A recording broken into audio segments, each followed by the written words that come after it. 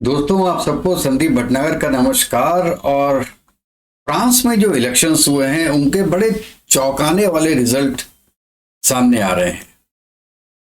पहले इलेक्शन के पहले ये बताया जा रहा था, सोचा जा रहा था कि जो एक्सट्रीम राइट की पार्टी है मैरिन ले पेन की, जो नेशनल रैली, वो बहुमत से जीत जाएगी। लेकिन सेकेंड राउंड के रिजल्ट के बाद ये सामने आया है कि न्यू पॉपुलर फ्रंट, जो जिन लुक मैनेकॉन हेड कर रहे हैं उनको 178 सीट मिल रही हैं। और सेकंड नंबर पे जो मैक्रोन की पार्टी है ईएनएस, उसको 150 सीट करीब मिल रही हैं। और नेशनल रैली जो आरएन है, बेसिकली जो मैरिन ले पेन की पार्टी है, उसको 142। मतलब यह है कि क्लियर मेजॉरिटी किसी की नहीं है, और जो क्लियर मेजॉरिटी के लिए 289 सीट्स की जरूरत होती है। पहले ये अच्छा, अब आप ये देखिए कि एक्सट्रीम राइट जो पेन थी, उनका एजेंडा क्या था? उनका एजेंडा था अगेंस्ट माइग्रेशन। वो कहती थी कि जितने इलीगल माइग्रेंट हैं कंट्री में, उनको हम बाहर भेजेंगे। बुरके के अगेंस्ट में उन्होंने एक मुहिम चलाई थी। तो उनको बेसिकली एक तरीके से एंटी मुस्लिम माना जा रहा था। जबकि फ्रेंच जो लोकल्स हैं उनमें वो बहुत ज्यादा फेमस नहीं, क्योंकि आपको ये पता है कि पूरे फ्रांस में आजकल जो एजिटेशन हो रहा है, और जो अभी 6 महीने पहले भी हुआ था, जब एक लड़की की डेथ हो गई थी और फिर पूरा माइग्रेशन वाले और जितने भी मुस्लिम्स हैं वो बाहर निकल गए थे और तोड़ फोड़ मचा दी थी और शैंज़ेलिज़े को पूरा खत्म कर दिया था। मेरा मतलब है कई दुकानें जला दी थी इन्होंने। तो वहां पे भी एक मुहिम चल रही है और लोग परेशान हैं। जो माइग्रेशन हो रहा है, माइग्रेशन से लोग आ रहे हैं वहां पे, उनसे लोग परेशान हैं वहां। तो इसलिए उन लोगों का सपोर्ट था पेन को। लेकिन दोस्तों, पूरे फ्रांस में जो मुस्लिम पॉपुलेशन है वो 7 to 8% है। अब 7 to 8% वोट्स अगर किसी एक पार्टी को मिल जाते हैं तो उसकी जीतने की चांसेस बहुत ज्यादा हो जाती हैं।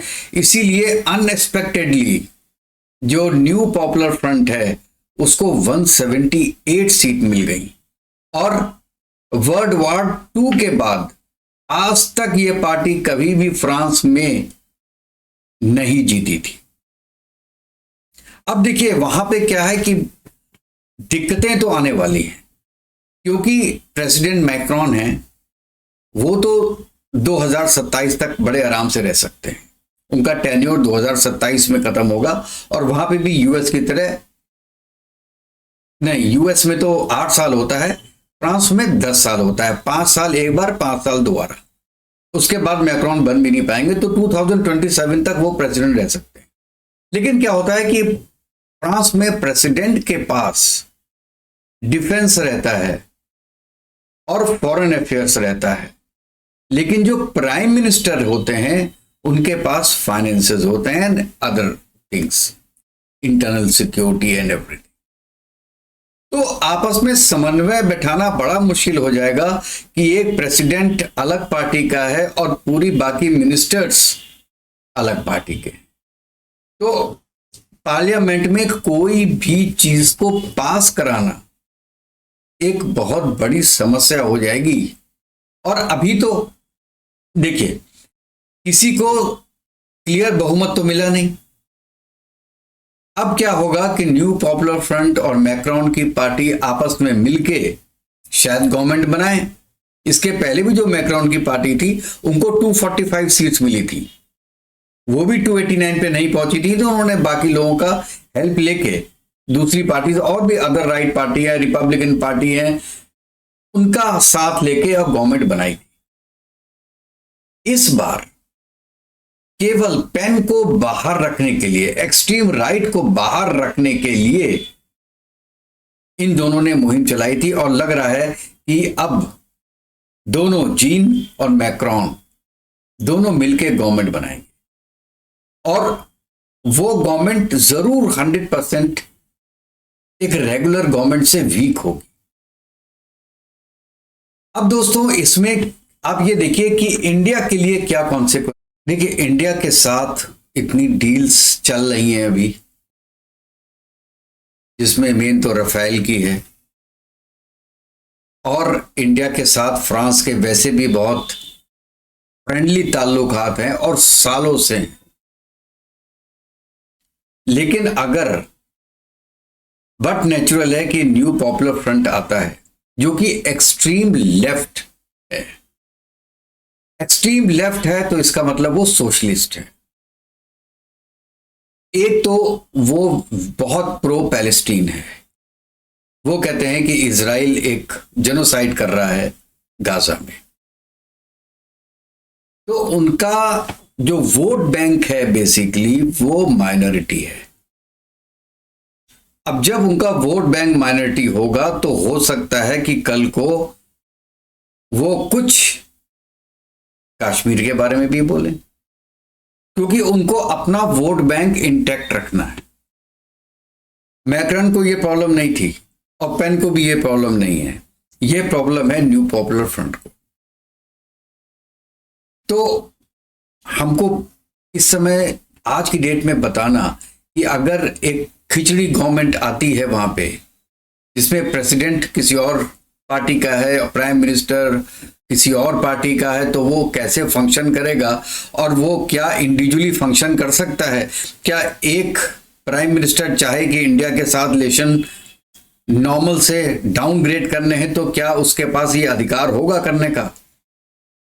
मेरे ख्याल से अधिकार तो होगा, लेकिन वो कर नहीं सकता, क्योंकि आज इंडिया जिस कंडीशन में है, जिस कंडीशन में पहुंच गया है, वहां से किसी दूसरी कंट्री में कोई भी गवर्नमेंट आ जाए, वो इंडिया को अपने साथ रखना चाहेगी, क्योंकि इंडिया के पास एक तो पैसे हैं, दूसरा डेमोक्रेसी है, तीसरा वर्ल्ड में एक पावर है, पांचवी बड़ी इकोनॉमी है जो कि तीसरी बनने वाली है। तो कोई भी पार्टी, कोई भी कहीं पर भी वर्ल्ड में, मैं कह रहा हूं यूएस में भी ट्रंप आ जाएं, अब यूके में भी स्टामर आ गए हैं, तो जितने भी नए लोग आएंगे सब ये चाहेंगे कि इंडिया के साथ उनके रिलेशंस बेटर से बेटर होते चले जाएं। क्यों कोई ऐसा अफोर्ड करेगा कि इंडिया के साथ रिलेशंस खराब हों? लेकिन हां, फ्रांस के लिए इस समय माइग्रेशन की प्रॉब्लम एक है। माइग्रेशन से मेरा मतलब है जो माइग्रेंट आ चुके हैं, जो लोग वहां बस चुके हैं, जिन्होंने अपना एक वहां पे सैलोस में रहना शुरू कर दिया है, अपने इन्होंने गेटो बना दिए हैं वहां पे, उनके लिए एक जो बेसिक फ्रेंच पीपल हैं उनके लिए एक इशू जरूर होगा।